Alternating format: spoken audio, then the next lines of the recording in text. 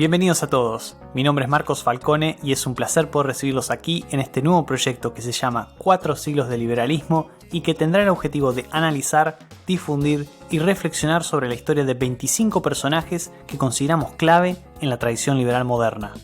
¿De quiénes estamos hablando? Estamos hablando de personajes tan distintos y protagónicos de los siglos XVII a XX como Adam Smith, Juan Bautista Alberdi, Ludwig von Mises, José Ortega y Gasset, Karl Popper, Raymond Aron, Robert Nozick y muchos otros. En un momento en el que vemos un interés creciente por el liberalismo, esperamos que la discusión sobre cómo los liberales vemos el mundo y cómo nos vemos a nosotros mismos a lo largo de la historia nos ayude a fortalecer nuestras ideas. Y en este sentido, quisiera agradecer el apoyo brindado por Fundación Libertad para la realización de este podcast. ¿Quién soy yo? Como les dije al principio, me llamo Marcos Falcone, soy magíster en Ciencias Sociales por la Universidad de Chicago y voy a estar conduciendo este programa de acá a fin de año.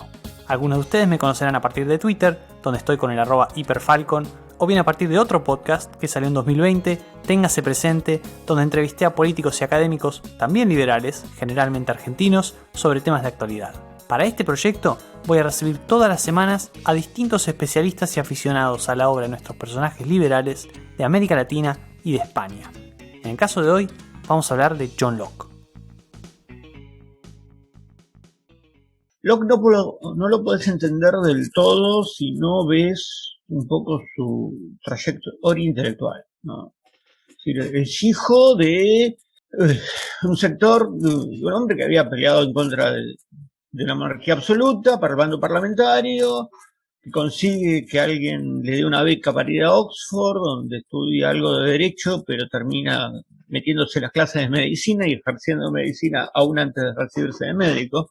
Entonces, tiene una mirada muy aventurera. En ese sentido, él fue actor político, fue diputado por los Whigs. Entonces, la diferencia por ahí que uno lo ve cuando aísla los textos es que lo ves desde lo que hereda, ¿no? Los restos que nos dejó. Recién escuchamos a Fernando Folcher, que es historiador, magíster en Relaciones Internacionales por Flaxo y profesor en la Universidad Nacional de Mar del Plata, donde enseña teoría política. Cuando lo ponemos en el contexto de su historia y de su vida, y eso es algo que se está poniendo de moda en la historia intelectual, ¿no? Ves que los textos que escribe y el momento en que lo escriben tienen que ver con contextos políticos determinados, ¿sí? Y para justificar tanto posiciones de su pensamiento, pero también para justificar posiciones políticas de corto plazo. Y esto es un tema que en Locke se nota y mucho, ¿sí? Cuando él empieza a plantear la cuestión epistemológica del conocer, tiene que ver también con esa cuestión de abandonar la tradición aristotélica en la cual él se había formado en Oxford, ¿sí? En ese sentido, ¿por qué no llevarlo a la política?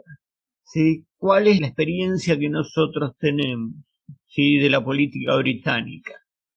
De última instancia, lo que él, tanto en el primero como en el segundo tratado, Locke no hace más que expresar las tendencias que ya estaban dando vueltas, ¿sí?, en Gran Bretaña en el periodo, en Inglaterra específicamente, y en segunda medida su experiencia holandesa en el exilio, ¿sí? Entonces, la idea de un gobierno moderado, de el parlamento vigilante, tiene tanto que ver con su historia familiar como con sus propias ideas. Uno no es simplemente producto de sus lecturas, sino es producto de sus lecturas, sus vivencias, sus familias, etcétera, etcétera, etcétera. Entonces, en ese sentido, Locke, como actor intelectual, ¿sí?, me parece muy rico, no solo por lo producido, sino el mismo, ¿sí? Y eso es lo que le da un nivel de lectura que lo pone como clásico, ¿sí? Porque, como hablo siempre con mis estudiantes, uno no lee a Platón o Aristóteles porque son importantes, son porque nos dicen cosas. Es lo que nos sigue diciendo cosas. Seamos liberales, no seamos liberales, seamos lo que sea, dice cosas importantes. Entonces, volvemos a esas lecturas de los clásicos. Seamos revolucionarios en ese sentido, volvamos a los clásicos. Uno a esta altura podría decir, bueno, muy bien, sabemos quién es John Locke, pero a la vez podría preguntarse, ¿Por qué estamos hablando de él? Porque estamos de todos los liberales que existen, empezando por la figura de Locke. Y la respuesta tiene que ver con que generalmente se lo considera el padre del liberalismo moderno.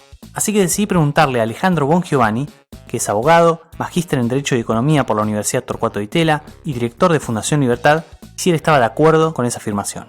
Esto es lo que me dijo. Bueno, yo creo que sí, que Locke es el padre del liberalismo moderno, acaso porque en el siglo XVII le da un golpe muy duro, le asesta un golpe muy duro al absolutismo.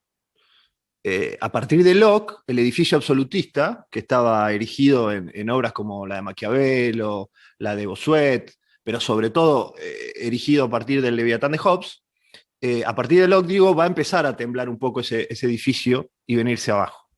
El segundo tratado sobre el gobierno civil es sin duda la primera elaboración, digamos, sistemática de la teoría liberal, de la teoría individualista de los derechos naturales, como respuesta al modelo planteado por ese otro gran titán que fue Hobbes. A Locke se lo aprecia como el padre del liberalismo porque es el primer pactista que ancla la importancia del pacto social en la libertad y los derechos individuales, a diferencia de Hobbes. O sea, había algunas similitudes entre Locke y Hobbes. Ambos tienen una concepción individualista del hombre, ambos consideran a la ley natural como ley de autoconservación. En ambos, por supuesto, hay un pacto o contrato, como también después va a haber en Rousseau, y en ambos la sociedad política es mejoradora al estado de naturaleza. Pero Locke ancla este pacto, en la libertad. Ancla este pacto, este contrato social, en la defensa de la propiedad privada. Ancla este pacto o este contrato en las restricciones al gobierno civil. Por eso es el padre del liberalismo moderno, ¿no? Para ampliar sobre la cuestión de si Locke es el padre del liberalismo o no y por qué, les quiero presentar al tercer invitado de este episodio, que es Ezequiel Spector, doctor en Derecho por la Universidad de Buenos Aires, profesor en la Universidad Torcuato Di Tella y en el Centro para la Filosofía de la Libertad de la Universidad de Arizona. Efectivamente, creo que John Locke es el padre del liberalismo y esto lo plasma muy bien en sus dos tratados de gobierno, que es la gran obra filosófica de 1689, donde él expresa su visión del gobierno, de las funciones del gobierno y cuál es la condición de legitimidad del gobierno. Básicamente él dice que la condición de legitimidad del gobierno es el consentimiento de los gobernados. Por eso Locke se entra en la categoría de lo que en la filosofía se conoce como contractualismo. Básicamente la estrategia contractualista, y esto también se ve en la obra de Thomas Hobbes, el Leviatán. La estrategia contractualista es imaginar un estado de naturaleza, que es una situación en la cual no hay ninguna autoridad que detente el monopolio de la coerción. Se imagina un estado de naturaleza y se trata de asumir una cierta naturaleza humana, es decir, cómo sería la vida de las personas en este estado de naturaleza en donde no hay ningún gobierno, ni nadie que detente el monopolio de la coerción. Y a diferencia de Hobbes, Locke tenía una visión relativamente benigna del estado de naturaleza. Él, por supuesto, creía que iba a haber conflictos, pero no lo describía como una guerra de todos contra todos, como lo hacía Hobbes. Entonces yo diría que el primer rasgo central de su visión del estado de naturaleza es un estado relativamente benigno donde hay una cooperación moderada, pero no exento de conflictos, y por eso es que él termina diciendo que es mejor una sociedad civil donde hay un gobierno que un estado de naturaleza. El segundo rasgo que yo considero esencial es el de los derechos morales individuales. Es decir, a diferencia de Thomas Hobbes, que es, como dije antes, otro contractualista, Locke pensaba que las personas en el estado de naturaleza tenían derechos morales. Él básicamente habla de tres derechos: derecho a la vida, derecho a la libertad y derecho a la propiedad. Entonces lo interesante de estos derechos es que son preestatales para Locke. No surgen con el gobierno, sino que están antes de que el gobierno sea creado.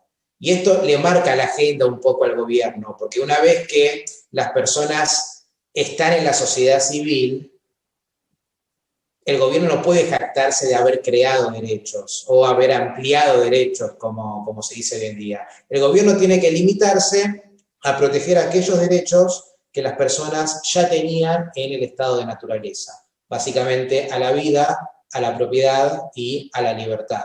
Y quizás, digamos, en ese momento, Locke resultó ser un liberal, dado que, a pesar de tener una visión que hoy los libertarios dirían que es muy restringida de los derechos, porque, por ejemplo, Locke pensaba que los derechos sobre uno mismo no son absolutos. Uno no tiene el derecho de suicidarse, pensaba Locke. Uno no tiene el derecho de maltratar injustificadamente a los animales que posea. Hoy un libertario diría, bueno, una persona se puede suicidar porque es dueño absoluto. O sea, pensar de que Locke tenía una visión que hoy muchos considerarían restringida de los derechos individuales o morales individuales, en su momento fue considerado un liberal, sobre todo por su apoyo a la llamada revolución gloriosa, ¿no? A esta revolución que saca a Jacobo II del poder, un partidario de una monarquía parlamentaria. Lo que pasa es que si uno lo compara con Hobbes, por ejemplo, en donde él se mostró partidario de una monarquía absoluta y que escribió el Leviatán, muchos dicen especialmente para justificar la monarquía absoluta, Locke terminaba siendo, en términos relativos, un liberal. Así nos vamos adentrando en la obra más recordada de John Locke en la historia de la filosofía política, que son los dos tratados sobre el gobierno civil. Pero antes de seguir con Spector, también hablé con Alejandro Bongiovanni acerca del significado de esta obra.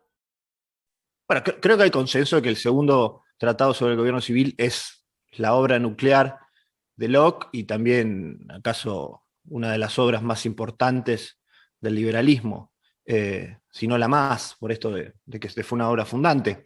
Pero creo que el primer tratado también es muy bueno. El primer tratado, recordemos, lo escribe como una respuesta a la obra de Robert Filmer, El Patriarca, que es una obra fundamentalmente absolutista y que teoriza sobre que el poder de los reyes devenía directamente de Dios, haciendo toda una elaboración a partir de Adán, ¿no? Filmer decía, bueno, el poder le fue otorgado a Adán y este se lo otorgó a sus descendientes y los descendientes directos de Adán son los reyes, por ende la autoridad de los reyes no se puede discutir, hace la analogía entre el padre de familia y el padre del Estado, y Locke viene a romper eso, a decir, entre otras cosas, que bueno, que nadie sabe bien quiénes son los descendientes de Adán, que la autoridad transmitida fue de hecho y no de derecho, y viene a romper esa idea de rey como padre de los súbditos. Dicho sea paso, también rompe Locke, y eso es bastante moderno, la idea del padre de familia como un monarca dentro de la casa. Bobbio señala que en Locke está una idea bastante moderna de que los derechos de los niños vienen primero. O sea, que el padre, ni siquiera el padre de familia tenía poderes omnívodos, digamos, dentro de la familia, lo cual es bastante interesante.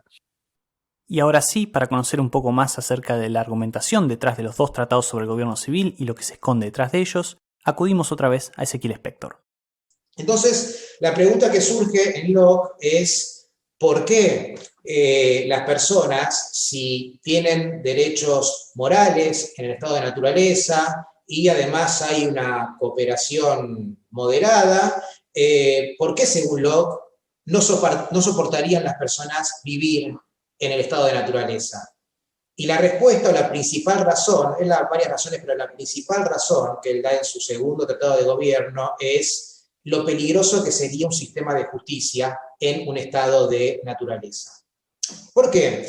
Porque Locke pensaba que las personas nacen iguales, con derechos iguales, con los mismos derechos a la vida, a la libertad y a la propiedad, y dado que todos son iguales, todos tienen el derecho de hacer cumplir la ley natural. Como no hay un Estado, todos tienen el derecho. Entonces, el argumento está un poco confuso, pero yo cuando doy clase lo reconstruyo de la siguiente forma, como teniendo dos premisas y una conclusión. Primera premisa, en el estado de naturaleza son todos iguales, es decir, lo que puede hacer uno, lo pueden hacer los otros. Segunda premisa, si nadie hace cumplir la ley natural, que es la que establece estos derechos morales, es como si no existiese. La conclusión es que todos tienen el derecho de hacer cumplir la ley natural. Y él pensaba que este sistema de justicia es muy peligroso porque generaría que las personas puedan ser jueces y partes al mismo tiempo. En el sentido de que una persona viene, me roba, yo puedo castigar al ladrón, pero como me robó a mí, yo no voy a ser imparcial. O si una persona mata a mi hijo o a mi hija, no voy a ser imparcial. Entonces, el peligro que generaría este sistema de justicia es una de las razones, yo creo que la principal razón por la cual las personas, según Locke, decidirían pasarse o mudarse a la sociedad civil, es decir, decidirían otorgar el uso, el monopolio de la coerción a un grupo de personas que es el gobierno, pero bajo la estricta condición de que haga cumplir aquellos derechos que las personas ya tenían en el estado de naturaleza. Tal es así de estricta la condición que Locke habla de un derecho a la rebeldía en la sociedad civil. Si el gobierno no cumple con su rol de proteger los derechos naturales, las personas pueden rebelarse. Es decir, si resultase que en la sociedad civil están peor que en el estado de naturaleza, en términos de protección de los derechos naturales y en términos de lo eficaz del sistema de justicia, las personas pueden rebelarse. Acá se ve bien el valor instrumental que tiene el gobierno para Locke. No tiene un origen divino, nos sirve para que protejan nuestros derechos.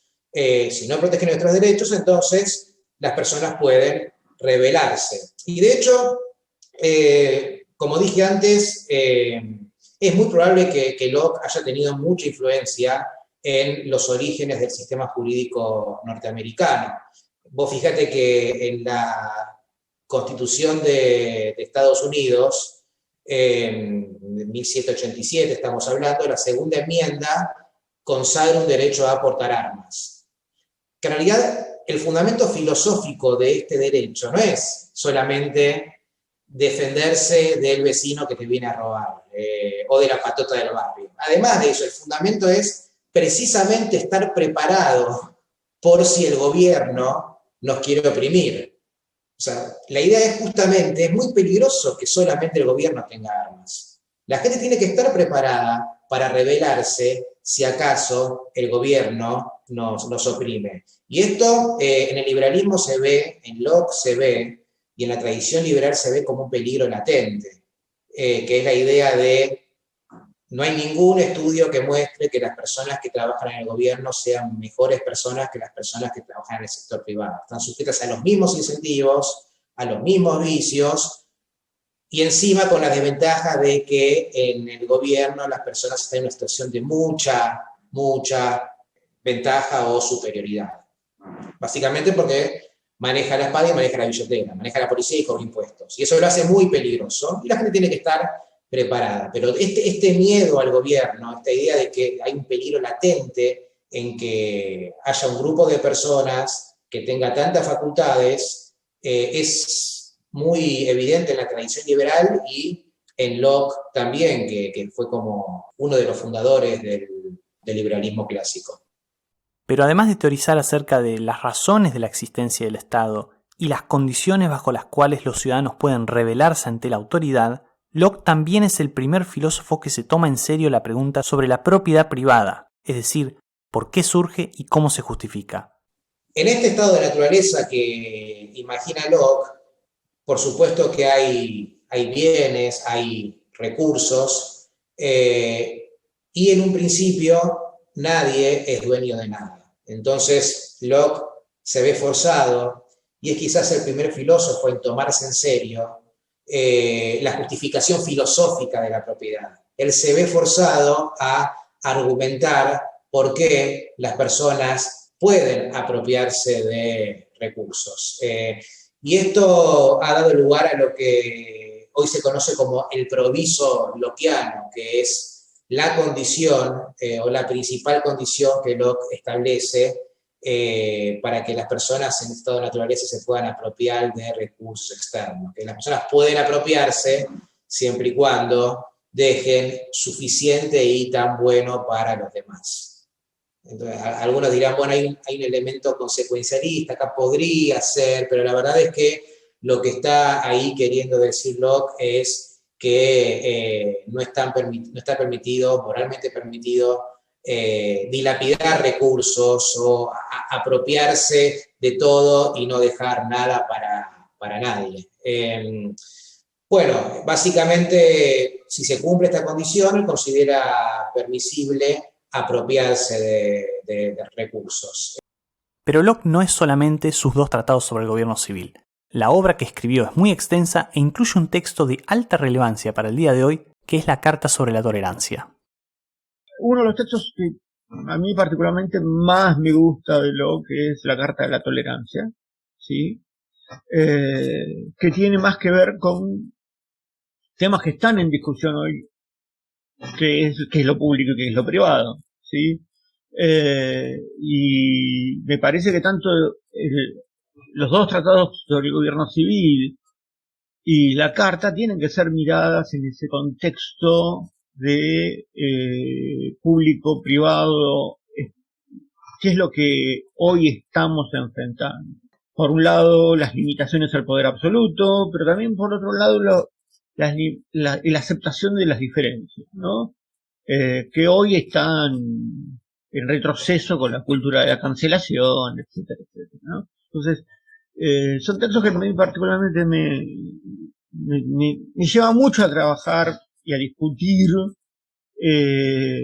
la manera en que las sociedades contemporáneas, ¿sí?, las sociedades modernas, se están manejando, ¿no? A ver, la Carta de la Tolerancia es interesante porque él lo escribe a partir de su experiencia en Holanda, ¿sí?, donde ve un gobierno tolerante a las distintas religiones, particularmente a distintas sectas protestantes, ¿sí? Los católicos ya se habían ido, entonces la tolerancia también marca sus límites, ¿sí? Pero particularmente con los judíos, que en Gran Bretaña estaban, no era la situación de Polonia ni de Rusia, pero estaban marginados.